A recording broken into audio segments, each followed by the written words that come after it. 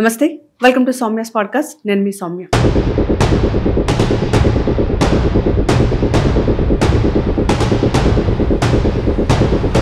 ధర్మస్థల ఇప్పటి వరకు కూడా ఒక స్పిరిచువల్ హబ్ గానే చూసాం. కానీ అది స్పిరిచువల్ హబ్ కాదు, ఒక శవాల కోట అని ఒక అజ్ఞాత వ్యక్తి చేసినటువంటి వ్యాఖ్యలు ఇప్పుడు సంచలనంగా మారాయి. 1995, 2014 సంవత్సరాల మధ్య కొన్ని వందల సంఖ్యలో హత్యలు జరిగాయా? ఇప్పటికీ కూడా హత్యలు జరుగుతూనే ఉన్నాయా? అసలు ఈ హత్యల వెనుక ఉన్నవారెవరు? ఎందుకని ఈ హత్యల్ని గవర్నమెంట్ పట్టించుకోవట్లేదు? ఇలాంటి ప్రశ్నలుగానే మిగిలిపోయాయి. అసలు ధర్మస్థల విషయం కోసం పూర్తి విషయాల్ని డీటెయిల్గా ఒకసారి మాట్లాడుకుందాం. 2025 జూలై 3వ తారీఖున ధర్మస్థలలో ఉండేటటువంటి ఒక పోలీస్ స్టేషన్కి ఒక అజ్ఞాత వ్యక్తి వెళ్ళి ఆయన 1995, 2014 మధ్యలో ధర్మస్థలలో పనిచేశానని, అయితే ఆ సమయంలో ఎన్నో వందల సంఖ్యలో ఉండేటటువంటి శవాల్ని తన చేతులతోనే పూడ్చిపెట్టానని చెప్పాడు. అంతేకాదు ఆ శవాలన్నీ కూడా చాలా అనుమానాస్పదమైనవి, చాలామంది బాధితులవి అన్నాడు. ఆ శవాలలో ఆడవారు, చిన్నపిల్లలు, మహిళలు కూడా ఉన్నారు అని చెప్పాడు. శానిటరీ వర్కర్గా ఉద్యోగం వచ్చిన కొత్తలో ఆయనకి నేత్రావతి నది ఒడ్డున ఉద్యోగం ఉండేదని, అయితే ఆ సమయంలో కొంతమంది ఆలయానికి సంబంధించినటువంటి వ్యక్తులు తన దగ్గరికి వచ్చి శవాలను తీసుకొని వచ్చి పూడ్చమని చెప్పేవారని చెప్పాడు. అయితే మొదట్లో అవి అనాథ శవాలో లేకపోతే హఠాత్తుగా చనిపోయిన వాళ్ళు, రోడ్డు ప్రమాదంలో మరణించిన శవాలో అనుకుని పూడ్చిపెట్టానన్నాడు.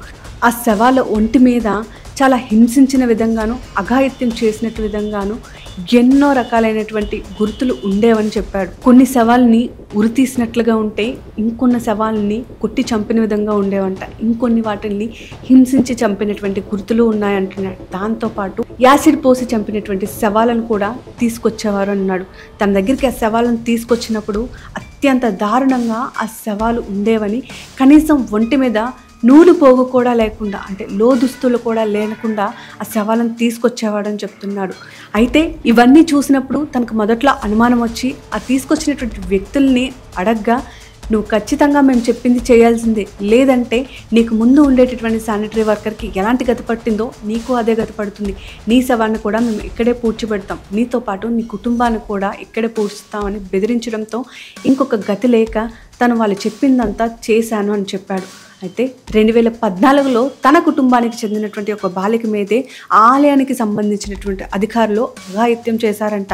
దాంతో భయపడినటువంటి వ్యక్తి ఇక ధర్మస్థలంలో బతకలేమని చెప్పి ఎవ్వరికీ తెలియకుండా ధర్మస్థలాన్ని విడిచిపెట్టి దూరంగా వెళ్ళిపోయాడు. ఇన్నేళ్లుగా అపరాధ భావంతో తనలో తానే కుంగిపోతున్నానని చెప్పాడు. అందుకే ఇకనైనా సరే ఆ చనిపోయినటువంటి వ్యక్తుల ఆత్మకి శాంతి జరగాలి అంటే ఖచ్చితంగా వాళ్ళ కుటుంబ సభ్యుల చేతుల మీదుగా అంత్యక్రియలు జరగాలి.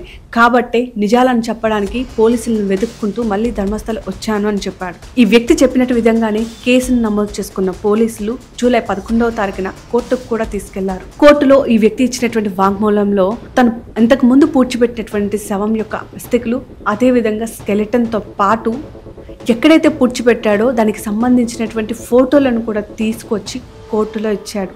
ఇదంతా జరిగి దాదాపు జూలై 3వ తారీఖున జరిగింది. కానీ ఇప్పటి వరకు కూడా ఈ కేసు కర్ణాటకలో పెద్ద సంచలనంగా మారలేదు. అసలు ఒక్కడో ఒక దగ్గర చిన్న వ్యక్తికి లేదా ఒక చిన్న బాలిక మీద అత్యాచారం జరిగితేనే దేశమంతా కూడా ఉలికి పడుతుంది. అలాంటిది కర్ణాటకలో ఇన్ని సిరీస్ ఆఫ్ మర్డర్స్ జరుగుతున్నా కూడా ఎందుకని కర్ణాటక గవర్నమెంట్ కానీ లేదా కర్ణాటకకు సంబంధించినటువంటి వాళ్ళు ఎవరు కూడా నోరు విప్పలేదు? నిజంగానే అజ్ఞాత వ్యక్తి చెప్పినట్టు విధంగా దీనిలో పెద్ద వ్యక్తులు ఇన్వాల్వ్ అయి ఉన్నారా? అందుకే కర్ణాటక గవర్నమెంట్ చూసి చూడనట్టుగా దీన్ని విడిచిపెట్టేస్తుందా అనేటటువంటి ప్రశ్నలు కూడా తలెత్తుతున్నాయి. మరొక పక్క ఇన్నేళ్ళగా ఆ హత్యలు జరిగితే ఎందుకని ఆ అజ్ఞాత వ్యక్తి ఇప్పుడే వచ్చి చెప్తున్నాడు?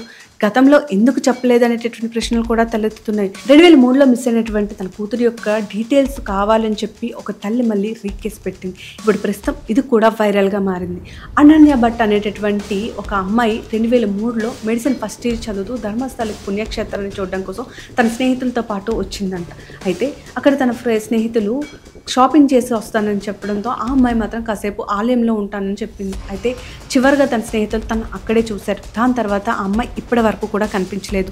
అనన్య భట్ తల్లి అప్పట్లో సిబిఐ దగ్గర ఒక క్లర్క్గా చేసేదంట. తను విధుల నిమిత్తం ఢిల్లీలో ఉంటున్నప్పుడు ఈ ఇన్సిడెంట్ జరిగిందంట. అయితే హాస్టల్ వార్డెన్ ఫోన్ చేసి అనన్య ఇంకా రాలేదు, మిస్ అయింది అని చెప్పడంతో తల్లి ధర్మస్థలం చేరుకుంది. ధర్మస్థలంలో కనిపించే ప్రతి ఒక్కరిని ప్రశ్నించింది.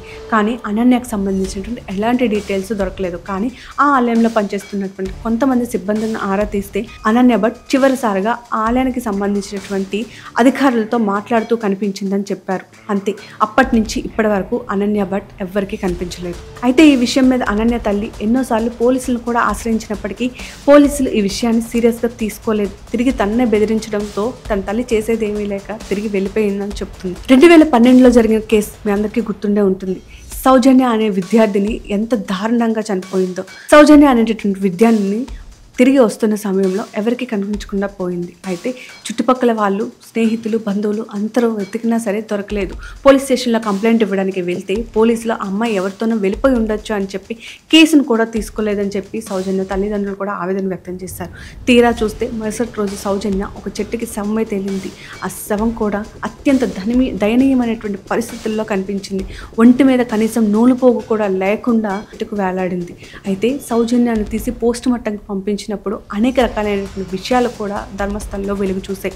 తన యొక్క ప్రైవేట్ పార్ట్స్ ఏవైతే ఉంటాయో వాటి నిండా మట్టిని నింపి ఎవరైతే ఈ అఘాయిత్యానికి పాల్పడ్డారో వారి యొక్క DNA దొరకకుండా ఆ దుండగులు అత్యంత దారుణంగా సౌజన్య యొక్క ప్రైవేట్ పార్ట్స్లో కూడా మట్టి నింపారు. కానీ అప్పట్లో ఈ కేసు చాలా సంచలనం కావడంతో పోలీసులు ఒక వ్యక్తిని తీసుకొచ్చి ఈ వ్యక్తే సౌజన్య కేసులో ప్రధాన నిందితుడని చెప్పి జైలుకు పంపించారు. కానీ 12 ఏళ్ళు అయినా సరే ఇప్పటికీ సౌజన్యకు సంబంధించినటువంటి కేసుకు సంబంధించిన వ్యక్తికి శిక్ష పడలేదు. రీసెంట్గా 1 year బ్యాక్ ఆ వ్యక్తి నిందితుడు కాదు అని చెప్పి ఆ వ్యక్తి బయటకు వచ్చేసాడు. కానీ సౌజన్య కేసులో నిజంగా ఉండేటటువంటి నిందితులు ఎవరో మాత్రం ఇప్పటికీ కూడా తెలియదు. ఇవన్నీ కూడా ఇప్పుడు ఈ అజ్ఞాత వ్యక్తి చెప్తున్నటువంటి మాటలకి ఆద్యం పోసే విధంగా ఉన్నాయి. నిజంగానే ధర్మస్థలంలో కొన్ని వందల సంఖ్యలో మర్డర్స్ జరిగితే ఎందుకని ఏ మర్డరు కూడా ఆధారాలు లేకుండా బయటకు రాలేదు? నిజంగానే అక్కడ చనిపోయినటువంటి వ్యక్తుల యొక్క కుటుంబ సభ్యులు కేసు పెట్టడానికి ప్రయత్నించలేదా?